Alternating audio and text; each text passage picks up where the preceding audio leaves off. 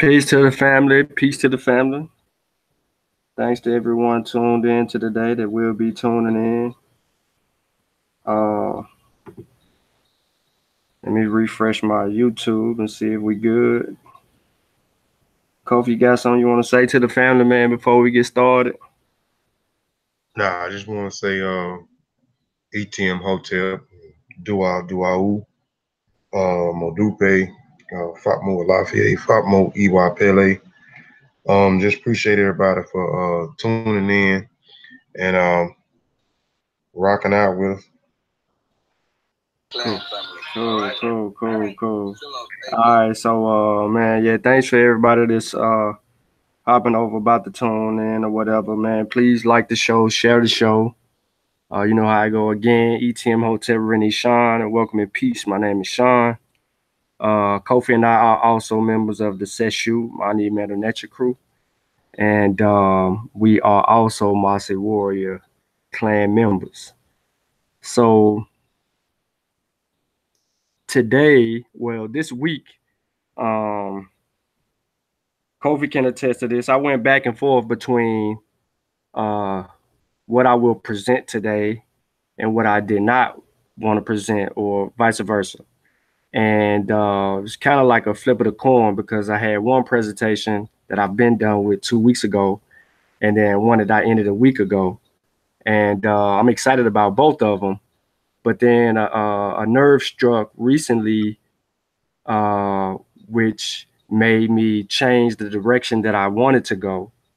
And so today we're going to get into the one I just finished, the one that's been advertised, and hopefully there's a lot to learn from this. Um, Tumbeiros, which they call in the Akan, they call it floating tombs. That's what they actually call slave ships, floating tombs. And hopefully today I should be able to provide enough evidence to answer some questions and start a dialogue or um, start further research for people in these particular areas on where to go and actually um, find out more information on these ships, which seems to be a question of the day. Everybody always asks, where are the ships? Where are the ships? Where's the manifest? Where's this? Where's that? Well, um, let's answer some of those questions. So without further ado, um, we're gonna jump right into it. We are a little bit earlier than we wanted to be, but we're here. So again, everybody, please like the show, share the show, um, invite some friends of a friend of a friend. Whatever y'all want to do, man, just get here and we're gonna build. So again, let me know when you can see my screen, Kofi. Yeah, I can see it. Let me lock the screen on your thing too.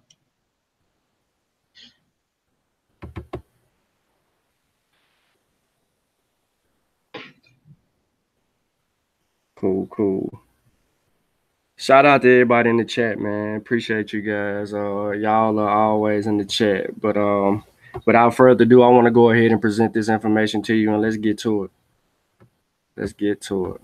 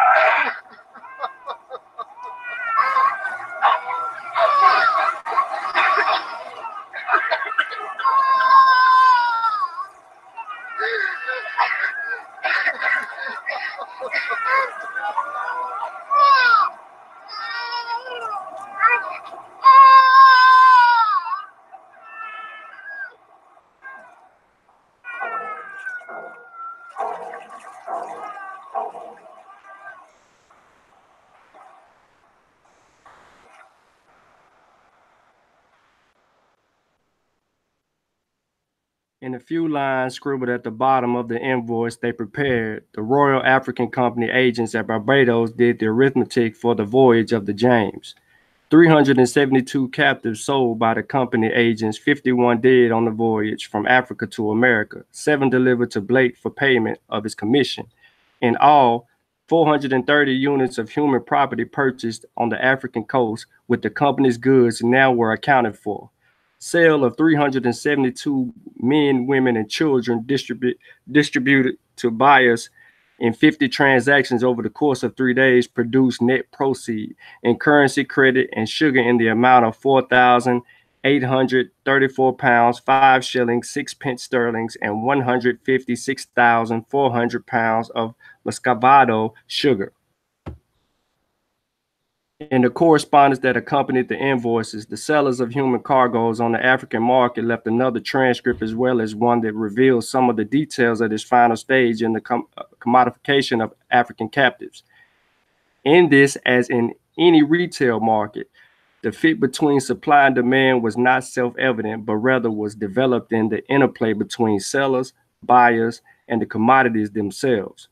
The invoices produced in the American market, like the equivalent records of the African coastal market, present sale of slaves only as a series of quantitative facts, a reflection of purely mercantile preoccupations. The agent's correspondence, however, opens a window onto the social world that animated the American market. Here's a copy manifest that was mentioned above. To the left, you will have names. In the center, you will have if they survived or not, marked by a particular coding. Then you have the value amount or destination. And if you could really see this, at the very top right, you actually see Captain Blake's name.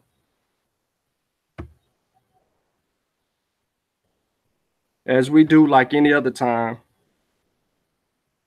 and as we say every other time, let's go to war.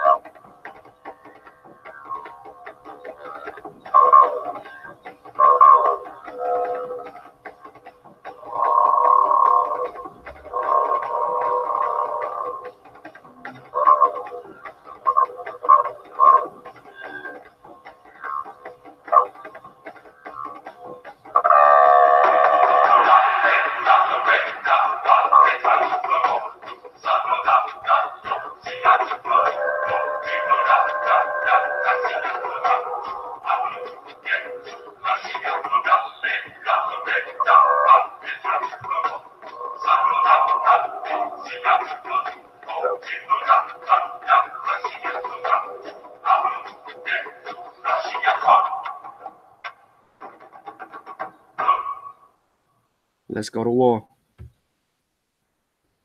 The massive forced migration of Africans in the Atlantic slave trade is one of the central phenomena of both modern African and American historical development.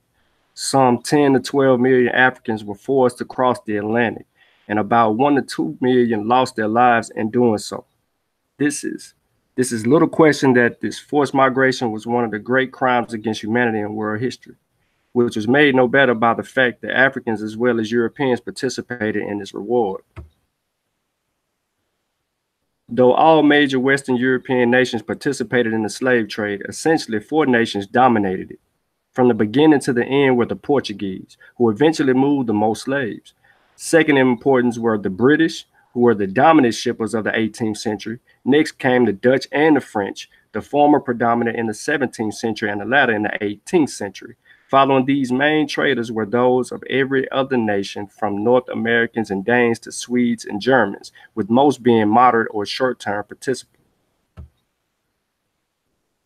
Like the Atlantic market of which it was a part, the slave ship at sea produced 2 competing narratives of the experience of the transatlantic voyage.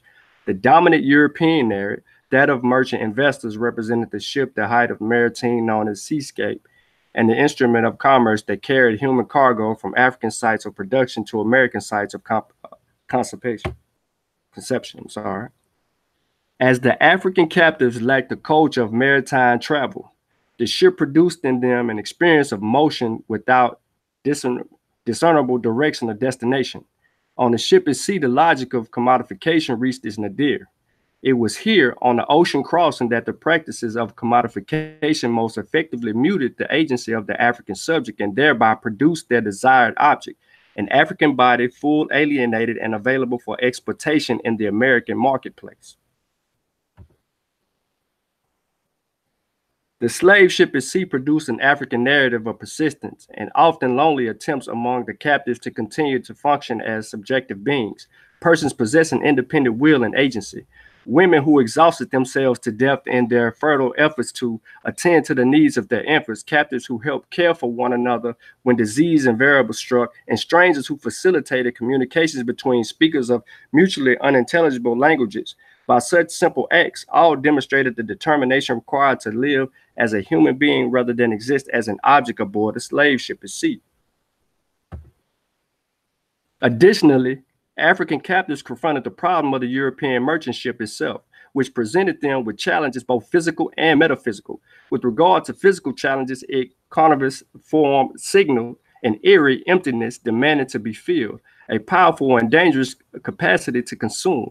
As for the metaphysical aspect, the very habitat of the ship, the open sea, deep ocean, did not figure in pre-colonial West African societies as a domain of human as opposed to divine activity, just as it had not figured as such in medieval European systems of knowledge.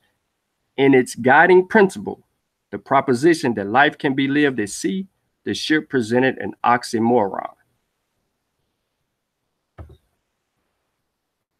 Now the land not only lay far distant, but had more ominously vanished from the horizon altogether. The ship's relentless motion pulled the captives ever deeper into temporal or spatial entrapment. Think about that. The sheer scale of the unknown element disabled many of the cognitive tools supplied by African epistemologies, which attributed dangerous supernatural powers to the watery realm. The slave ship at sea reduced African captives to an existence so physically automized as to silence all but the most elemental bodily articulation, so socially impoverished as to threaten the annihilation of the self, the complete disintegration of personhood. Here, their commodifications built toward a crescendo that threatened never to arrive, but to leave the African captive suspended in the agony whose language no one knew. For African captives, it was their wholeness as fully embodied subjects that was at stake in the Atlantic setting. Entering the open sea signaled the end of one contest, where the captives would go into circulation as commodities in the Atlantic market, and the beginning of another, how captives will sustain their humanity in the unequally inhumane spatial and temporal setting of the slave ship at sea. Having had no reason to develop a body of knowledge and idea about the sea as arena for the activities of the living as opposed to those of the ancestors, the dead living, enslaved Africans entered the Atlantic without the information and background that enabled their European captors to navigate the open sea. I'm going to repeat that again. Having had no reason to develop a body of knowledge and idea about the sea as an arena for the activities of the living as opposed to those of the ancestors, the dead living, enslaved Africans entered the Atlantic without the information and background that enabled their European captives to navigate the ocean sea. When confronted with the phenomenon, African captives responded to the Atlantic as Europeans had done.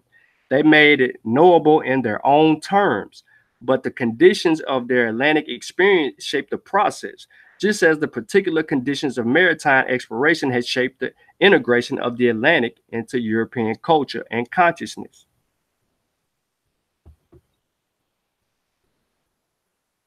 With their charts of winds and currents, chronicling of important events such as storms, encounters with enemy vessels, and accounts of daily activities at sea, artifacts such as Captain Peter Blake's journal of his voyage aboard the James provided abundant evidence of the ways European mariners made sense of the Atlantic.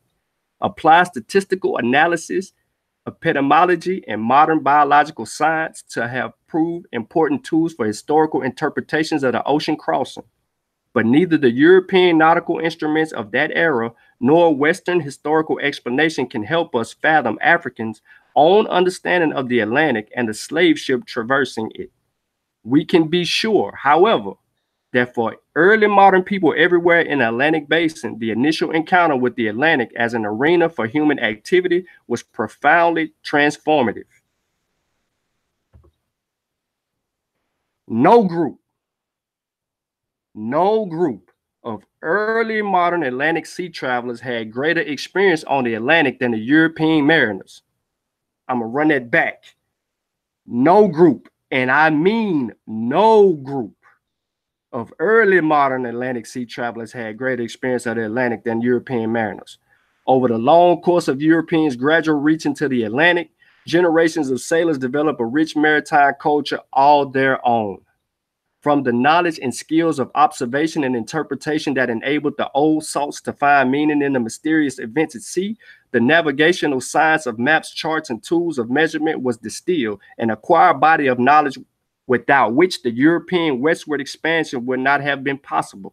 Seamen, as historical Marcus Reddick had explained, created a rich store of knowledge, much of genuinely scientific and reliable predictive form from the heavens and the earth.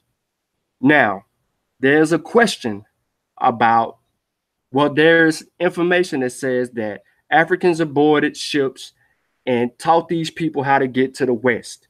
That is incorrect. We have presented information that proved the breakthrough in the technology which got the Europeans to seek the West and find new land during the Age of Discovery. In a previous presentation, I really don't like mentioning previous presentations, but in the previous presentation, we present that information and we deal with the evidence that was presentable for that time to not only show the breakthrough, but also the body of knowledge that they have acquired over time that got them to where they were going. Yes, some Africans were above the ships, but they were above the ships as captives or as servants of the European.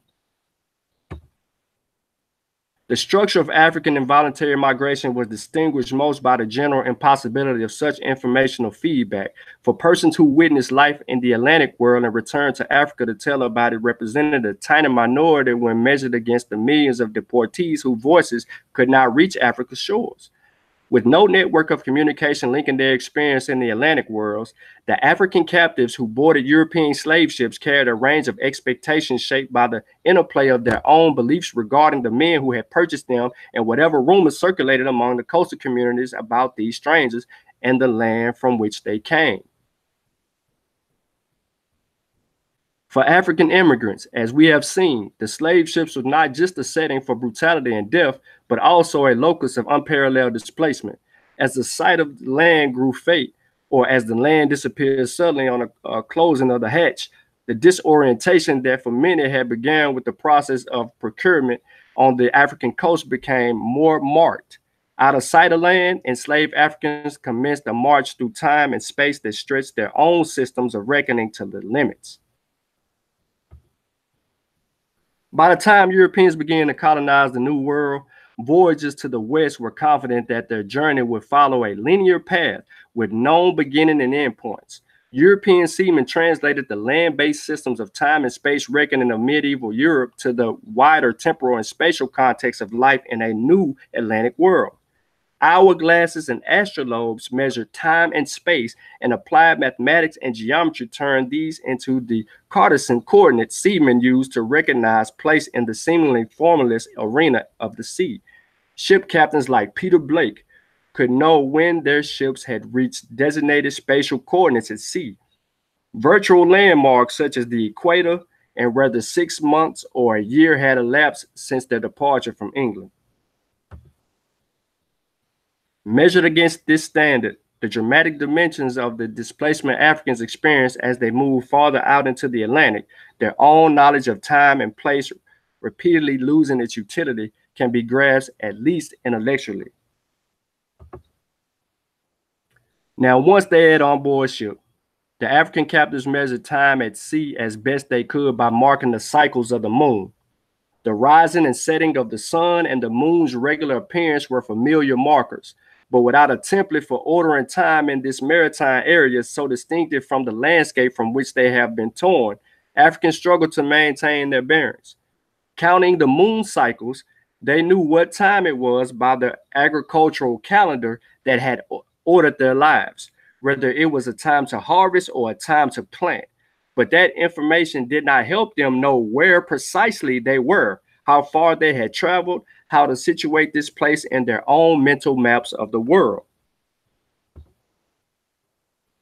Their travel as captives thus made it enormously difficult for Africans to clearly distinguish the phases of their journey or to anticipate the end of the phase or the beginning of another. In a few settings, were human beings exposed to a greater number of pathogens in the early modern world and aboard the slave ships en route to the Americas? Any sailing vessel was an enclosed space where it was impossible to create physical distance between the infected and non-affected, African or European, when disease broke out. But the crowded conditions on enslaving vessels made for a level of humanity density unmatched on other types of ocean-going vessels. With crowding came lack of sanitation, and the enslaved Africans found that none of the familiar habits of personal hygiene could be observed. Exhaustion, malnutrition, fear, and sickness resulted in depressed immune systems and increased vulnerability to disease.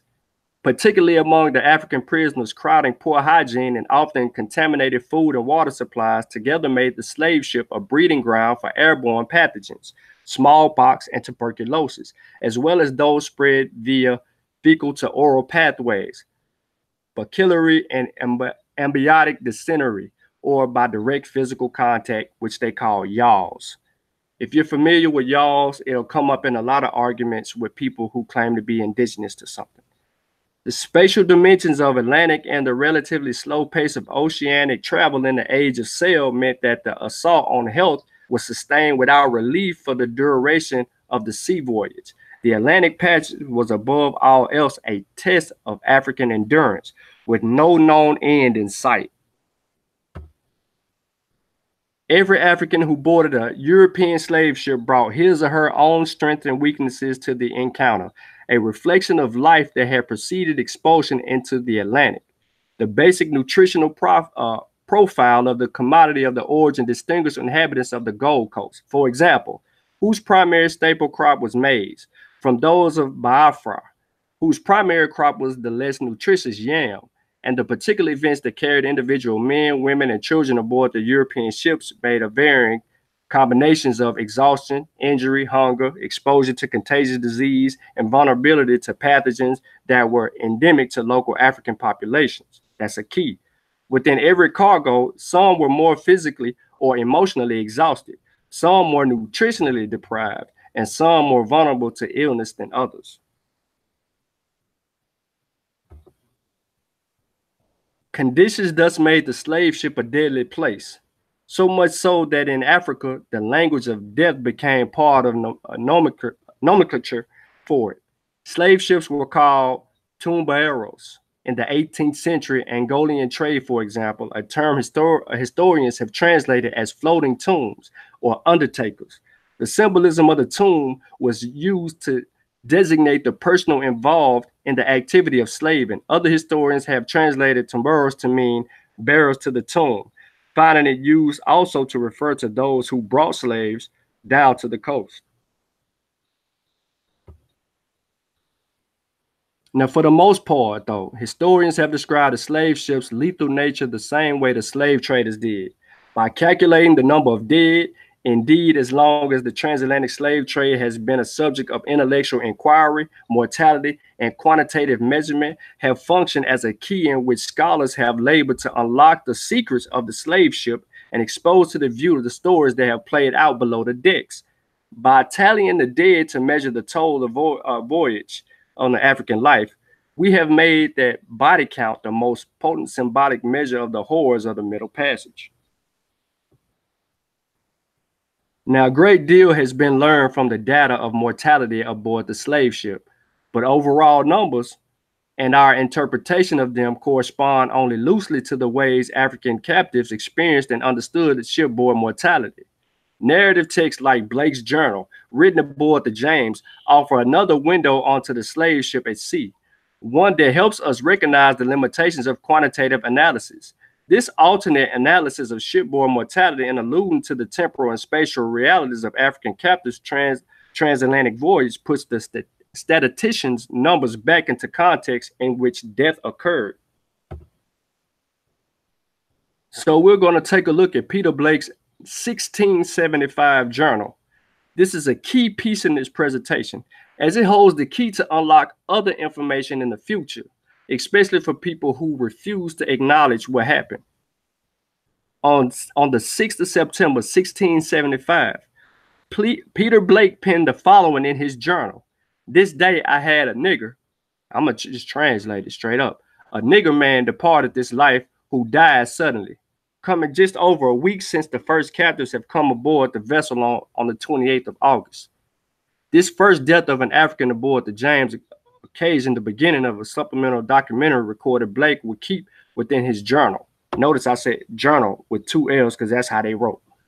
Marking the first entry in his account of mortality of slaves aboard the ship James. Blake entered a 1 in the column labeled men, and in a separate column for explanatory notes, he added the brief phrase, departed this life suddenly. Remember that. He marked a 1 for men, and then he would have a note that would say, departed this life suddenly. This is the first account. So in his journal, he made the note of this person, where he purchased them from, and move on. Demonstration beats conversation. Blake entered numbers and words in his account of mortality in language adequate to the needs and the task of slave and captain. The numeral stood for the property now lost, and succinct phrases reducing the death to simple statement of cause and effect were sufficient to explain the event. Departed this life suddenly, departed this life of convulsion fits, received from Wayamba, Waniba, very thin and wasted to nothing, and so died. Blake's language not only explained the circumstances of death, but also identified the agent of death. The captives themselves bore the responsibility and had the agency. It was they who departed this life. The language of accounting thus rationalized shipboard mortality, portraying the European agent of commodification as the passive victim of the Africans who died, as an investor robbed of his property by the property. I'm going to say that again. The language of accounting thus rationalized shipboard mortality, portraying the European agent of commodification as the passive victim of the Africans who died, as an investor robbed of his property by that property. Here we have an image of the actual journal. Okay, this is Blake's journal. If you don't believe me, you can look at the very top, and it says, an account of the mortality of slaves aboard the ship James. To the left of that, you have the year 1675. Below the year 1675, you have doodling going on. Then you have days. Then you would have men, women, boys, girls. Following the days, you had men, which is the first column, women, the second column, boys, the third column, fourth column, girls, and then his notes. Departed this life suddenly. If you look at the very top, it says day 6, departed this life suddenly.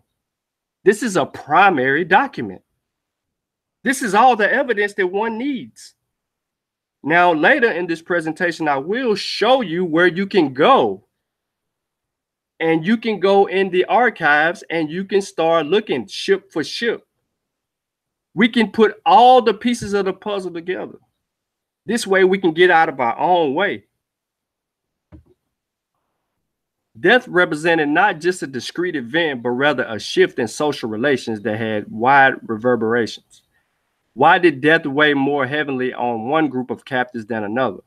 Why did one man suffering from flux die, while another did not? Whose supernatural power intervened to save the woman ill with dysentery or smallpox? Why did the white doctor's suspicious-looking medicine bring relief to one and a death to another? Far from simple equations based on circumstances, the patterns of life and death aboard the ship were complex and mysterious. The circumstances of death were not explanations in themselves, but rather signs, indicators of activity among the supernatural forces that possess the real power. The departure that Blake had ambiguously recorded, in fact, put the departed very much a one, that's a one, not an I, jeopardy, according to the understanding that the African captives brought to the occurrence, for it was marked by the absence of traditional mortuary ritual, a distressing failure to act. If the prescribed ritual was not performed, death threatened to have far-reaching consequences for both the deceased and the living. Nowhere was there truer than in the Atlantic, where the most central element of mortuary practice was lacking earth. Properly memorialized, death afforded the opportunity to join the living community through a protective web of connections to the ancestors and the not yet born. Mourning and interment mitigated the disruptive threat that death possessed by channeling the sacral power of death into the renewal of life. Suitable rituals thus protected the community from the unmitigated loss of its members and protected the individual from the threat of annihilation. The necrospace of the burial ground and the rituals associated with it served as a medium through which these vital connections were maintained. In African customs, we do what we do best. We hold our rituals, we bury our dead appropriately so that their transition into the afterlife meant something. But aboard the slave ship, you did not have access to that. So they were fearful that this spirit will continue to either haunt the people or the ship. Ancestors consecrated the ground in which they were buried, and continuous rituals connecting them with their heirs created a single community consisting of the dead, the heirs on the soil they shared. Now, the soul's departure and migration to the realm of the ancestors could only be carried out to completion by the performance of mortuary practices that affirmed the close affinity between these two domains. Death without a funeral comprised the journey of the new realm, with no food and drink to sustain the deceased in the domain of the ancestors, neither clothing nor tools with which to continue the activities of earthly life in the new realm, and no earth to receive the dead bodies. How were the deceased to find their way out of the watery realm to the land of the ancestors? In essence, a fully realized death could not be accomplished alone, nor was it something one could attain at sea. I just want to read this to you again, just this one part. Death without a funeral compromised the journey onto a new realm. Excuse me. For the collective of the African captives remaining aboard the James, the death of one of their number left them with the burden of tormented soul trapped here among them because its migration to join the ancestors had been thwarted. 2 more deaths followed in the next 8 weeks, a time when only small numbers of captives were on board. While Blake bartered for gold, his crew prepared the ship to receive the large numbers that would complete its human cargo. Once the cargo on the James approached capacity in January, the forward motion of the vessel would be charted by the dispersal of bodies committed without ceremony to the sea, an accumulation of displaced souls. 1 week following the receipt of the group of the very thin ordinary slaves from Winneba, the death march continued. Let's get back into Blake's journal. On the 20th of January, a man received from Winneba thin and consumed to nothing and so died. Remember what I said earlier about his journal. Then a reprieve of 5 days. On the 26th of January, a woman received from Winneba very thin and wasted to nothing and so died. Then a lapse of 12 days. On the 8th of February, a man received from Winneba very thin and dropsical and so departed this life. Then a full 2 weeks respite from the occurrence of death. On the 23rd of February, a woman brought to windward and departed this life of a consumption and worms. So here we go. We're going to get back to the journal, because that's what we're dealing with. We're dealing with his journal. So if we remember the columns, to the right, he would have ditto or whatever he would write about the passenger. Then he would have the number of days next to that column. If we're looking at the right or the left, I don't care what you're looking at on the screen. And then in the center, he has men, women, boys, girls. He would mark a 1 for that person if they departed this life. And to the right, he would put a note. In the journal, he would write. Now, if you're really good at this dude's handwriting, you can go right here, you can pause the screen, and you can come back to this. But he has the accounts where there are ones of people who have departed this life and so died, or whatever variation of things that he used. On the next page, same thing. This is his journal. Notice there's something key on here that I want y'all to recognize, is that Captain Blake put at sea on one page, and when he was close to Barbados on another page. But we'll come back to that because we're going to deal with it. This is a primary. This is right out of the archives. Blake's journal again. On the 24th of February, a boy received from Winneba with a dropsy and departed this life of ye same disease. On the 26th, a woman received from Winneba thin and so continued unto death, and then a break of 6 days. On the 5th of March, a woman miscarried, the child dead within her and rotted and died 2 days after delivery.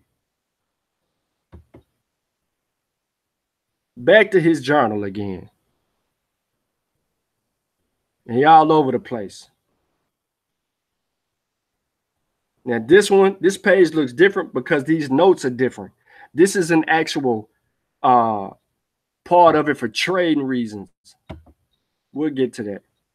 On the 6th of March, Blake prepared to leave the African coast, his supplies of food, water, and fuel finally complete. His ship was now, he observed, put in a posture to sail tomorrow morning with the land breeze. That following day, the James thus began its transatlantic voyage toward Barbados.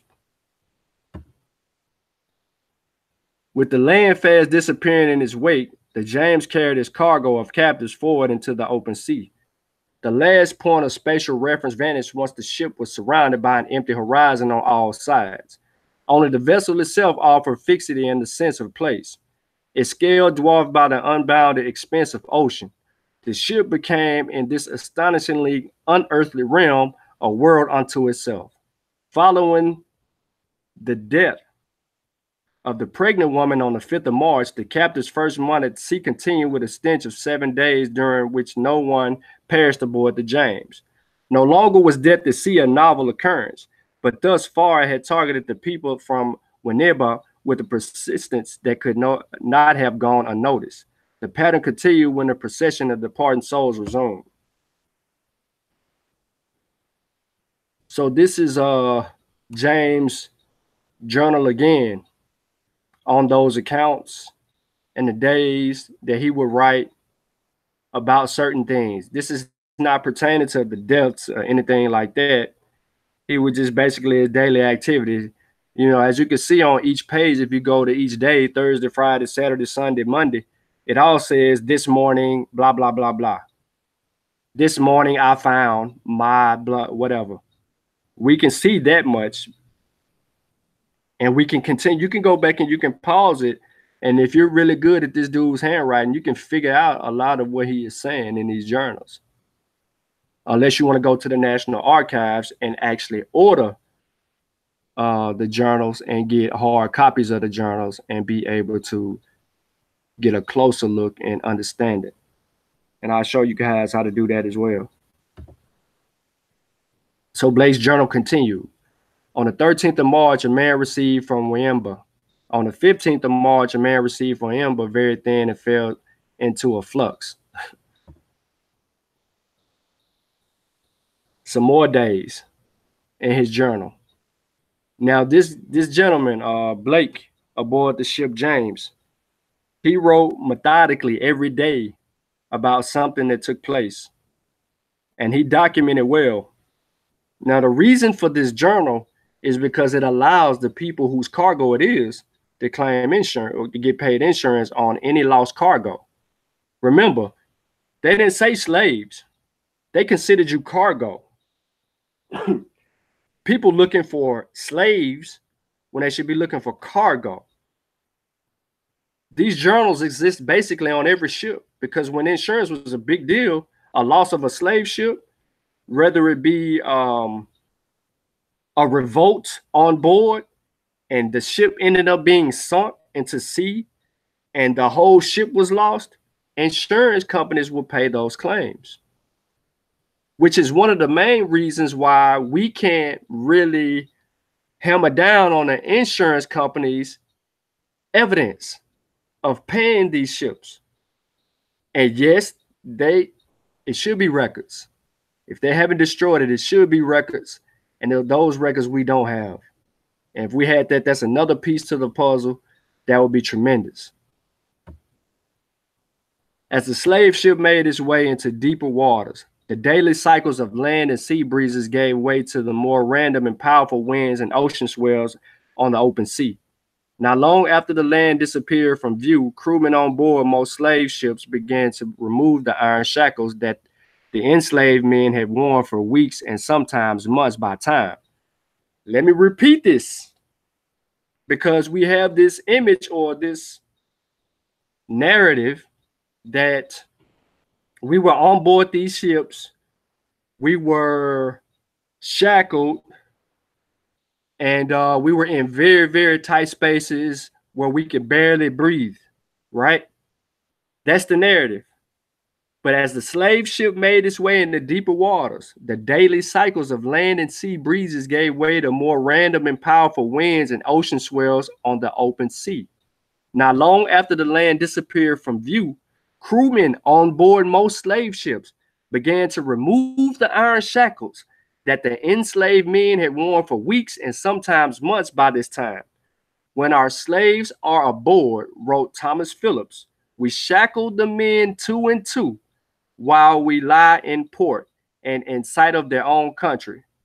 For this then they attempt to make their escape and mutiny.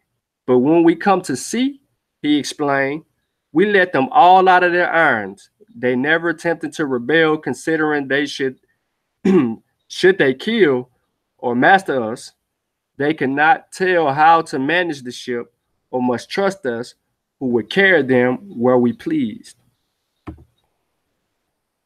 Likewise, Jean Barbault reported that women were allowed to move about freely on the deck, while many of the males had the same liberty by turns, successively, few or none being fettered or kept in shackles, and that only on account of some disperses or injuries offered to their fellow captives, as will unavoidably happen among a numerous crowd of such savage people. Now, I do have to admit this, that on some ships, they kept them shackled the whole way. It wasn't like that all the time, but they knew when they were going into places where they could, with whatever the captives were. Excuse me. Let's say, for instance, the Igbo people. The Igbo people would rather die at sea than allow you to bring them across. So they were ultimately rebellious. This is documented. Rebellious, the Igbo. Okay. Um, Now they would more than likely be shackled and not brought up so frequently or roam the boat more frequently like other tribe of people. So they kind of had a pinpoint on who would rebel and who would not, and who we need to watch a little bit more closely and things of that nature. It was 1 week following the ship's departure from the African coast before the captains aboard the James regained the use of their limbs.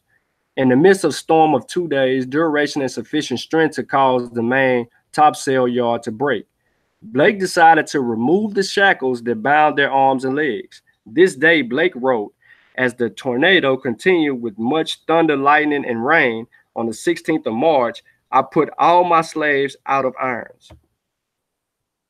Removal of iron restraints restored tiny freedoms that brought captives from enormous relief, whereas before actions as simply as rolling onto one side had required coordination with another person, now a measure of independent movement was possible. Even so, movements larger than small bodily gestures demanded choreographed effort. The reduction of so many bodies alive with kinetic energy to disquiet and stillness was among the worst of the violence done to the slaves on board ship. Blake's journal. On the 18th of March, a man received from Wamba, very thin and so, fell into a consumption and departed this life. On the 22nd of March, Blake recorded that the James had crossed to the south of the equator. This event, significant as an indication of the ship's progress toward its destination, supplies a spatial referment not even perceptible to the African captives aboard the James. The 30th of March, a man received from Wamba, very thin and so, continued wasting until death. On the 31st of March, a very sick boy fell overboard in the night and was lost. On the 6th of April, a man received from Wamba, thin and consumed very low, and after died of great swelling of his face and head, because y'all beat him up, just like y'all probably threw that little boy over. On the 14th of April, a man received from Wamba, thin and died on the flux. On the 15th of April, a woman received from Wamba, sickened and would not eat nor take anything.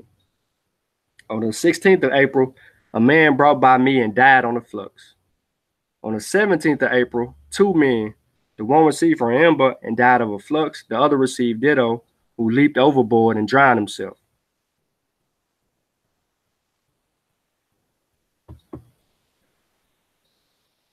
All right. This is what the earlier writings looked like on Blake's journal when he talked about what he observed, what he had come across, if he was trading or anything. But significantly, when I read about what I read about the tornado, if you look to the right in the very first column and you come down to maybe you see where he has the writings, the line above that Sunday the 19th, if you look above the word Sunday, you see tornado rain right there. Tornado rain, and then he has rains, thunders, and lightning. Okay, so that account that I just read is documented in his journal. This is primary evidence. To the top of this page, you can see it say March 1675, the day that it was and when it happened.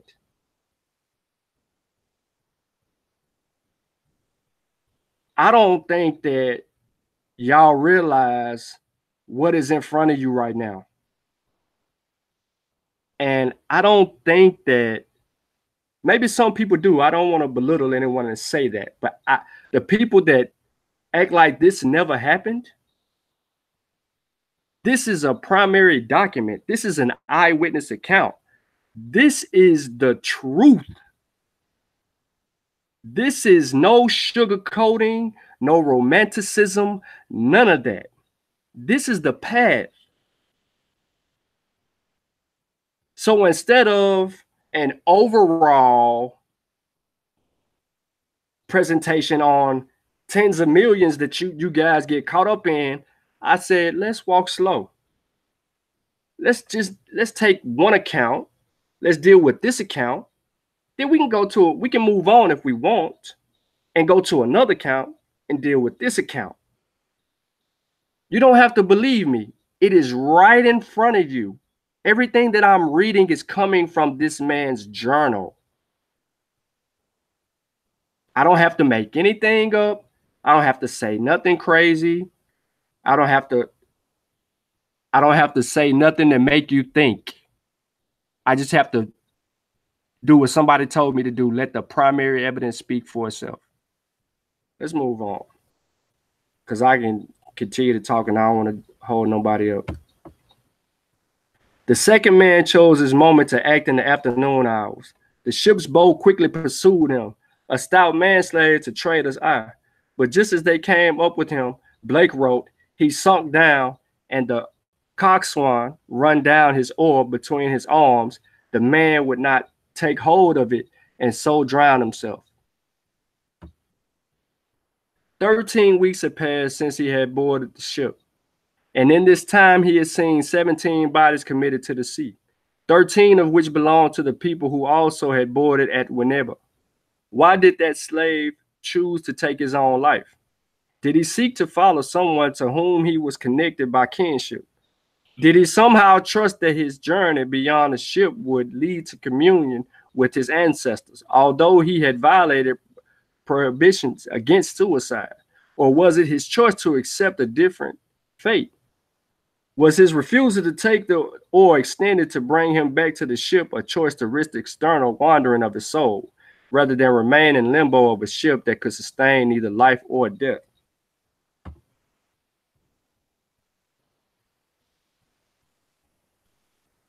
On this document here, it's the same document, but I kind of put this slide back up here for a reason, because the tornado event, I wanted to bring that out, but also I wanted to get back to this other event of the man with the oar. On down on the following lines, he gets into that in this particular journal. Now, I only repeated this slide twice, and I showed you examples of what the other slides look like. There are many pages to this particular journal. So let's get back into the journal. On the 20th of April, a woman received thin at Winneba and died of consumption. On the 21st of April, a boy received from Winneba with a dropsy and so died. On the 26th of April, a woman brought by myself, and being very fond of her child, carrying her up and down, wore herself to nothing, by which means she fell into a fever and died. He was fond of this lady. You know, you black women are beautiful. You know, you give us all a particular feeling.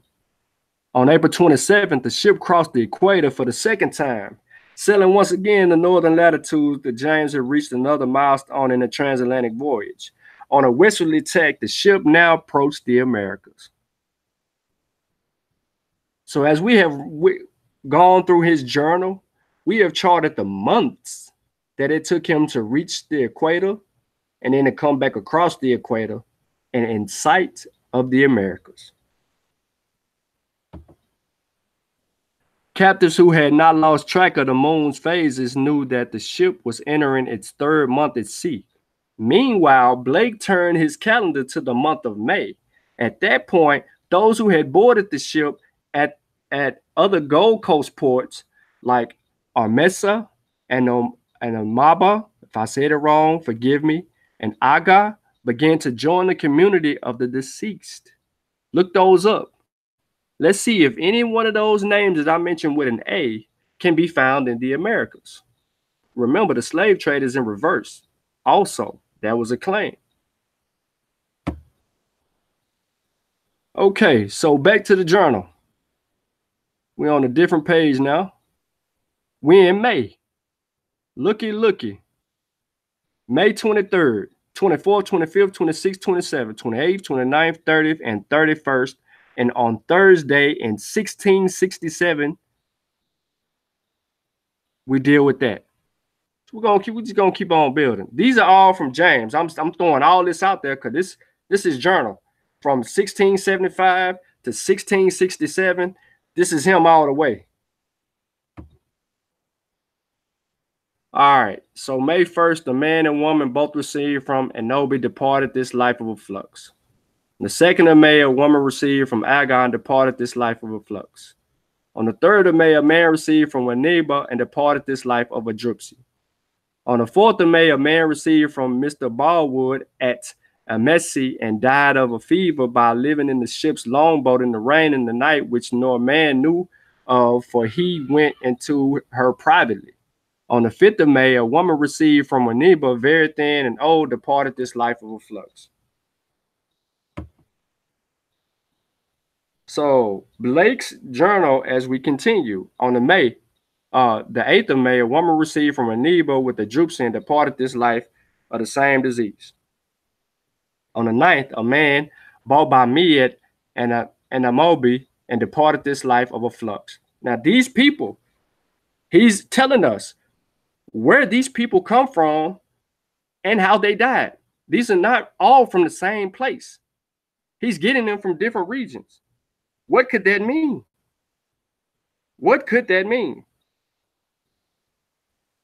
On the 12th of May, a woman received from Waniba, but then and consumed away until life departed from her.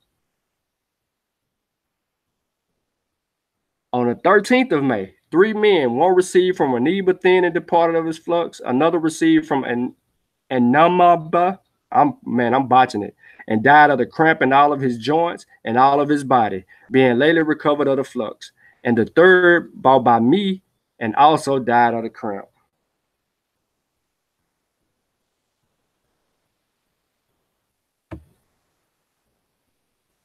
On the 14th of May, 2 women, the one received from Waniba very thin and departed this life of a flux, and the other received from Anamobi departed this life of a flux. Man, whatever the flux is, they dying of it. On the 18th of May, the James was passed by a ship from New York. Traffic that confirmed for Blake his proximity to the island for the captives on board the James, signs that change was imminent, were less clear. We put our slaves to no allowance of water, was the additional notation Blake entered into his journal that day. Meanwhile, the most oppressive of the ships, rhythms continued with a steady and relentless beat. On the 20th of May, a woman purchased by Blake departed this life of convulsions. On the 21st of May, a man received from Agar and departed this life of a flux. Also on this day, the island of Barbados finally appeared.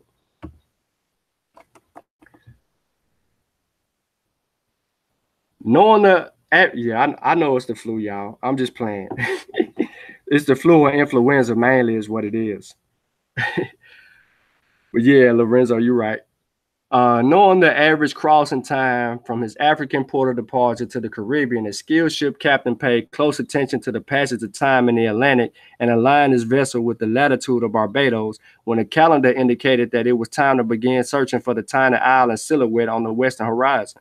Once the ship was in the vicinity of the island, if calculations and guesswork had proved accurate, a well-trained watchman's eye would enable him to complete the navigational task.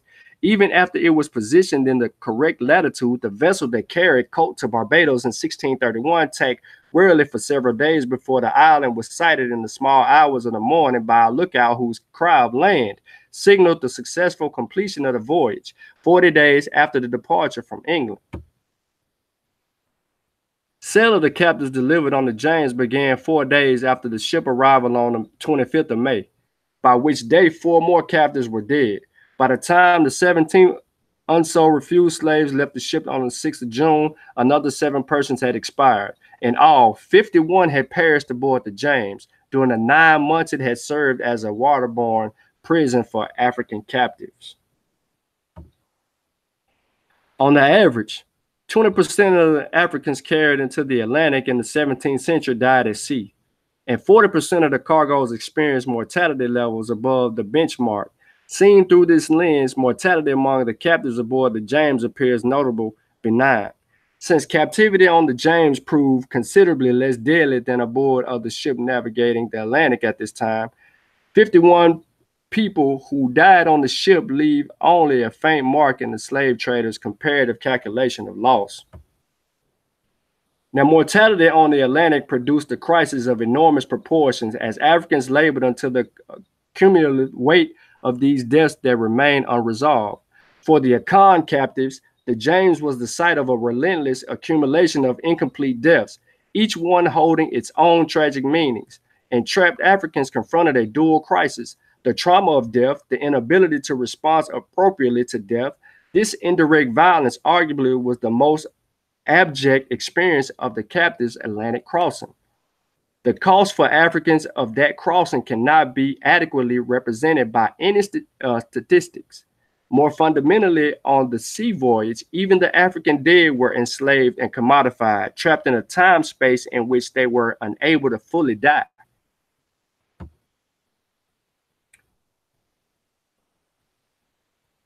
Here are my sources: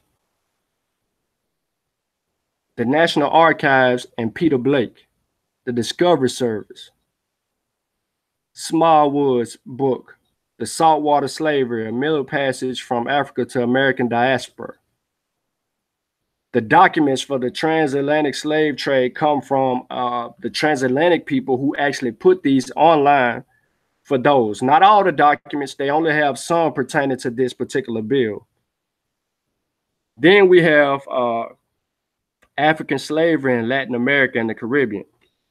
Now, what I want to say here before I go further is that I did want to purchase from the National Archives the entire journal, but then I would have had to spend a lot of money to do so because they wanted $8 to $10 a page. Or you can go on there and I'm gonna show you where to go, and you can look this information up for yourself, and you can just deal with it that way.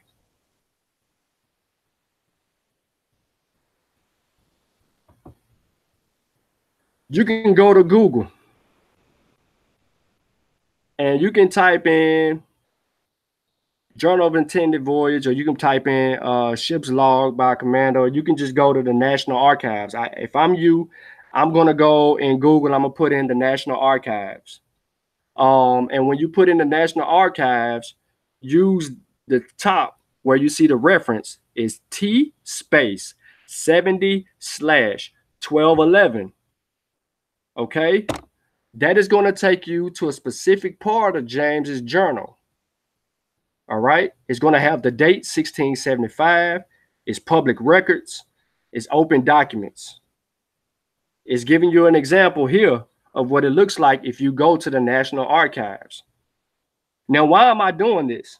I'm doing this because we have a group of people who are growing accustomed to a belief system that removes them from being who they are. Okay?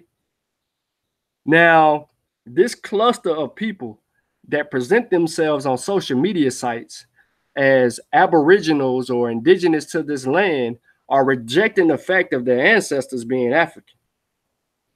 In the instance of the slave ship James, Peter Blake's journal provides enough evidence for us to continue along this path and correct misinformation. As you can see here, it says, ship's log by Commander Peter Blake of a Royal African Company. Have you guys heard of the Royal African Company before? Some of you have, because I did a live stream on Facebook on one of the prominent players in the kidnapping of Africans. And this company, Royal African Company, is a European company who put an African in their name so that they can do business. They're from England to West Africa, trading along the Guinea coast from Cape Palmas to Accra. On the slave ship James, we have the Akan people, a segment. Now I know you like, man, but you only said it was only 400 and something people on this slave ship. That's not tens of millions. This is one account. a voyage, the months that it took to get them from Africa to here at sea at a time where they didn't have they wasn't being able to do what they can today by getting overseas faster than that. Now, when you go to the journal, it'll ask you order in advance or request a copy, what you see over to the right. You can order in advance. You'll get an email. When you get an email, it's going to be basically a copy of what you're asking for, what you're willing to purchase. Or you can request a copy, which you have seen Class of Shabazz do. He requested a copy from the archives, and it was sent to him in the mail. And he demonstrated on his channel where he opened up the envelope. He knew what the documents was. People were like, why he wearing gloves? He didn't want to muddy up the evidence with fingerprints. So he put the gloves on to protect his information because he just purchased it. He pulled it out, he looked at it, showed it, and so on and so forth.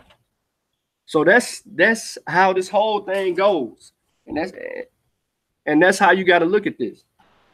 Now, before we end, Kofi done fell asleep on the job. No. I do. What's up? You got anything? You got any questions? Anything you want to say? Oh, I just want to say, man, that was a pretty good presentation, man. And you letting the information speak. Well, you letting the primary speak for itself, man. So I just want to say, man, appreciate the because I just learned a few things myself, man. So as we learn, we all learn. And before you close out, I want to can I share my screen real quick, man, for you yeah, man. Click it off my screen because I'm gonna stay right here. You click it off my screen and do what you got to do. All right, I just want to show this real quick.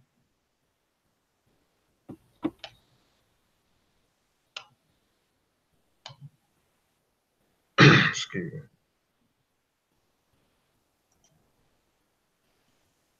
Just want to share this real quick, man. Today, at 6 p.m. Central Standard Time, 7 Eastern Standard Time, my brother Satep and Rob Mary Armin gonna be on my channel, Kofi Paisa TV today.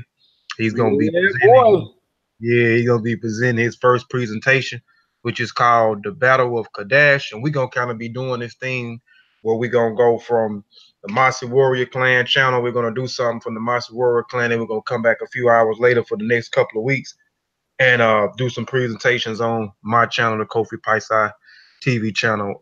Next week, I'll show that presentation in a minute on Mossi. But next week on Kofi Paisa TV, which if you had subscribed, please go subscribe to my channel. Sean will be on there next Sunday at 6 p.m. Central Standard Time, 7 Eastern Standard Time, to present his presentation, The Understanding the Myth of the African Perspective. What are the myths? And following after that on Kofi Paisa TV, you have me, which I think y'all also enjoy this presentation as well as the other two that I just mentioned, Africa's Hair presentation. So I'll be going in. Is my screen sharing, man? Oh yeah, it's sharing. I see it, man. I'm watching you. Yeah. You sharing? Yeah. So I'm gonna break down the different styles and the textures and what the meanings of the hair on that presentation. I'm excited about that presentation. I gotta finish it, but it's gonna be a pretty good, interesting presentation. Those 3 presentations will be on the Kofi Paisa TV YouTube channel. So if you hadn't subscribed, please go subscribe. Please tune in today again for my brother Satep and Rod Mary Amin presentation, The Battle of Kadesh. He also is a member of the Seshu Ma'ani Metaneta group, which me and my brother Arakunrin, Herit Shawn Khalfani, which is also a member of. Also, next Sunday, tune in to the Mossi Warrior Clan channel. I will be doing a presentation on the Karabi people, It's called the Caribbean People, the greeting as a definition of being. We're going to talk about being. Are we recognizing each other beings? Are we recognizing each other existence? And so we're going to be talking about the greetings, the different forms of greetings from the elders to the youth to the age to the time and so forth. So that'll be a pretty good, interesting presentation. Uh, and I don't this in here I don't have a date because I think Shawn is up. I'm gonna be the week after Shawn's, which is I don't know what the date is, but the Tanzania, Mozambique, uh Tanzania and Mozambique, the Makonde people. So I'll be talking about the Makonde people who are master carvers and who also was a slave resistance tribe. So be on the lookout for those two presentations on the Mossi Warrior Clan channel. And also be on the lookout for these presentations on Kofi Paisa TV channel. Again, appreciate y'all's support and continue to tune in and support us. Subscribe if you haven't subscribed to the Mossi Warrior Clan channel. Subscribe if you haven't subscribed to the Kofi Paisa TV channel. That's all I got, bro. Hey, you gonna tell them to subscribe to the SSU channel too? Oh, I'm sorry. I normally do that because I normally do that after I get to do a presentation. But yeah, also go subscribe to our Seshu Ma'ani Meta Nature channel. We have plenty of content on that channel, so please go subscribe and support us. Also go to our website, the Seshu metanature.com, and scroll through it. We have articles up. We have transliterations of us doing transliterations, what projects that we did on transliterations. If you interested in learning the session metanator, is it on that channel or is it on Sabre University that they have to go to, Shawn? You can go to, it'll take you, it should, I think it's now, it'll take you to where you can go, but go to Sabre University, SEBA University.com. And we have content there as well, classes you can sign up for. You can look for lecturings. You can sign up for other classes. Actually, Sabre University is a teaching tool, an online teaching tool where you can go and subscribe to take classes. Just more than just on Meta Nature. I mean, right now it's that you're going to have a penmanship class, which Sanet Tunica will be holding up.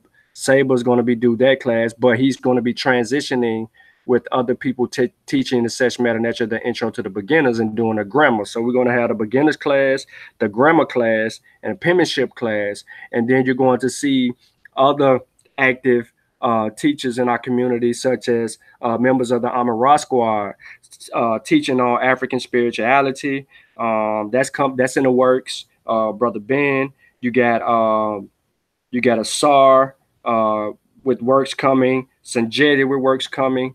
Of course, Brother On kicking at science. And Sister Naya dealing with the mind, the psychology. Dr. Ma'at, math. She's gonna be digging into math. So I mean, real life guys, we're gonna be able to go onto Sabre University and take these courses from vetted individuals, especially like Dr. Ma'at, Dr. and Naya. These people are like, leaders in their field right now, and not to discredit our other brothers, but you know what I'm saying, like credentials, we getting the real information, and we're gonna be dealing with it from a real perspective. And all of them are authors in their own right. Big brother Nahisi has published works coming soon. Brother Ben's working on something else. We waiting on Fortune, our good brother Fortune, to finally give us some information we've been waiting on from him from a while, as well as brother Aziz and Amin Ma'ara. He's still doing research for a book that he has coming out. He's doing a volume 2 to his last book. And Ankh has another book coming out that's bigger than the one he put out before. This one's gonna be some real work. He's been working on that all year and last year. So hopefully, we'll get another, presentation from Classic Shabazz soon. Hopefully, we hear from him on that part, because I think he's going to be introducing us into some prominent people in West African history. And he's supposed to dive into that. It's where he left us off on his last presentation. And Brother Kofi showed you the work he got coming out, but he also has a book that he's been sitting on for a while that we're waiting on him to drop. And then hopefully that'll motivate and inspire me to maybe one day write as well, because I do want to leave something behind that I've penned, whether it be a pamphlet style like book or a big book. I don't know how to fit it in, but I do write.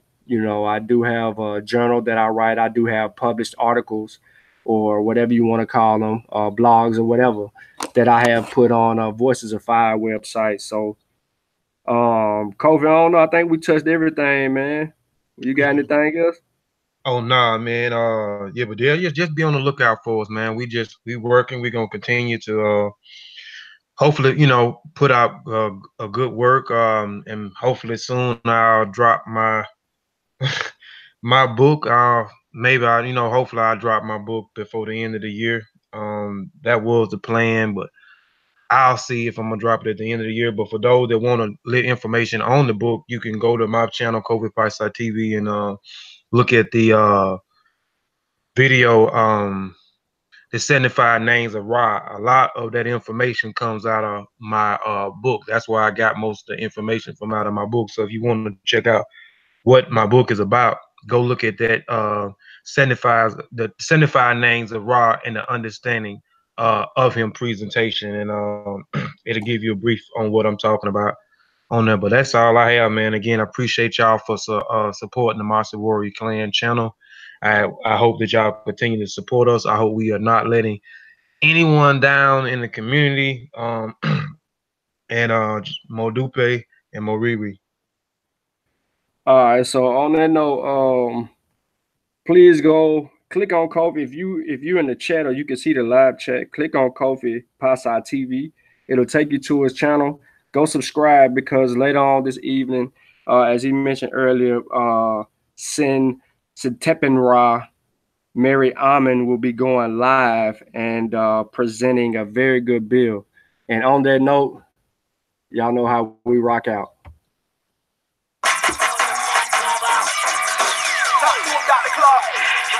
For the unity and the redemption of the African world. Salute them, honorable Marcus. We were not ready to listen then. They might not have been ready then. There's wonder whether we are ready. Ain't no doubt about it. To listen. We ready, baby. Now. Let's go. Yeah. Flag fly high. Flag fly high. Flag fly high. Black fists in the sky, breaking side to side. If the flag fly high. Come on. Flag fly high. Flag fly high. Flag fly high. All these G's on the rise, all eyes will recognize the flag fly high. Hold it high. Let it fly. Rep those colors forever. Garvey would never die. On my 90, the throne ready. Let's take a ride. Tax won't fix, men don't. Choose a side. This is the path for the warriors. Selling travel, yet still paying glorious. Black power represents us. You either rolling with Africa or against us. Flag fly high. Flag fly high. Flag fly high. Black fists in the sky, breaking side to side. If the flag fly high. Come on. Flag fly high. Flag fly high. Flag fly high. All these G's on the rise, all eyes will recognize the flag fly high. The red is for the blood. I got the best stock. The rest got stood. The black is for the guys, melanated and elevated, holding the main charge. The green is for the cradle. Africa, everything first, the earth's navel. His Excellency put it together as a symbol of liberation. That's how we get the letters RBG. Flag fly high, flag fly high, flag fly high. Black fists in the sky, breaking side to side. If the flag fly high, come on. Flag fly high, flag fly high, flag fly high. All these G's on the rise, all eyes will recognize the flag fly high. The blind minds is 99. People army them no time. I'll the drab on my design. We roll ready. Hard line, ain't no games with that red flame. Triple stage of that black bang. Revolution in my veins. Till we free, I won't change. And you can count on that like an abacus. Celebrate the victories and the challenges. It's deep lifestyle, motivation building practices. Yeah, from a flag fly high, a flag fly high, a flag fly high. Black fists in the sky, waving side to side. If the flag fly high, come on. Flag fly high, flag fly high, a flag fly high. RPGs on the rise, all eyes go back to down. The flag fly high, I see that red, red, red, black, black, black, green, green, green. RPG, I'm about that red, red, red, black, black, black, green, green, green. That RPG, I'm about that red, red, red, that black, black, black, that green, green, green. RPG, I'm about that red, red, red, black, black, black, green, green, green. That RPG, baby. RPG, baby. Come on. Fly high, a flag, fly high, a flag, fly high.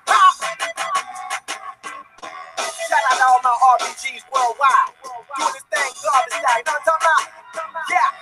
A flag, fly high, a flag, fly high. Come on. Flag, fly high, a flag, fly high, a flag, fly high. RPGs on the rise, all eyes gonna recognize a flag, fly high.